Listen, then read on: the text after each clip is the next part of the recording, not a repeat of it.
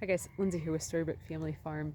Today the designer for our septic system showed up and I am so relieved to finally know where our septic system is going to go. We've known for over a year now that we had to get it replaced. We've been waiting on the county. We're working with a grant program, so that way they will pay for the whole septic, so it takes a lot longer to do. It also makes it so that way we aren't in control of anything in terms of timelines or positioning or anything. But I'm really glad that it's been really wet recently, so that way the designer could see just how wet this property is, because the main place where they were originally going to put the septic was a spot that Tracy and I had thought immediately that that would be a horrible place to put leach lines or anything of the sort, because it is just so wet all the time. We've had to be very strategic about when we get hay, when we bring things here, when we get massive feed orders, because of driving back in that area that they thought that would be a good spot is usually too wet for us to get the truck in and out because it does not have four-wheel drive. So with that being said, the septic area is actually going to be right in the front yard here. Unfortunately, I'm going to lose about 2/3 of our gardening space because the leach lines are going to essentially they're going to run across over towards that gray shed. So basically from the front corner of the garden up here all the way to that gray shed there, I'm literally, well, I guess it's about a little over 50% of the garden is going to be gone. So that's unfortunate, but you know, it's better than being in a spot that we know in the future will definitely be too wet and will definitely have issues of things not draining properly. Thankfully we have a grant, because this system is going to require pumps and a partial mound and a bunch of topsoil and a whole bunch of stuff. The designer had told me basically that we should thank our lucky stars that the grant program actually is there, because this would probably be close to like a $40,000 system, which is what we paid for our house, which is just crazy.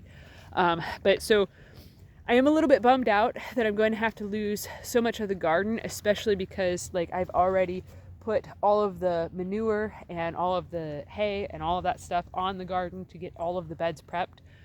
So basically I will have to take all that stuff back off and then move it to the other side of the garden that's going to be kept, that's going to be savable, and then start all over again. It is kind of frustrating for me that the last several years I've been essentially restarting a homestead and restarting and recreating and rebuilding a homestead, that then once things start going well and going good, then I have to then, with the garden here, I'm going to have to rip it all up and start over. So that's a bit frustrating, but at least now I know where it's going. I know how to set things up. I know where the parameters are going to be, what I have to move, how I have to work around things. I will have to move that gray shed there, and I will have to move all of the rabbit tractors that we strategically placed beside the garden, so then that way their manure all winter long would actually fall into the garden and help boost the soil quality. And then I also will have to move the permanent rabbit cages that we have along the fence line there also, because that's going to be in the way. I still don't know when time frame wise it's going to happen, so probably once the holidays are over I'm going to work on trying to figure out where to move the rabbits to, because even though technically I've been having a lot of issues with my shoulders today, it's making filming kind of hard, but so even though technically these cages are within there has to be 10 foot, they have to have 10 foot of clearance from where the leach lines are going to go, which is these little flags right here. Technically they are within that, because rabbits get scared very easy and have heart attacks very easy from getting scared. It would not be wise for me to leave these here, because they would probably all have heart attacks while they were watching the excavators work. So that would be bad. But yeah, I'm not looking forward to moving everything. Kind of bummed out that my whole asparagus patch is going to succumb to the septic tank and leach lines.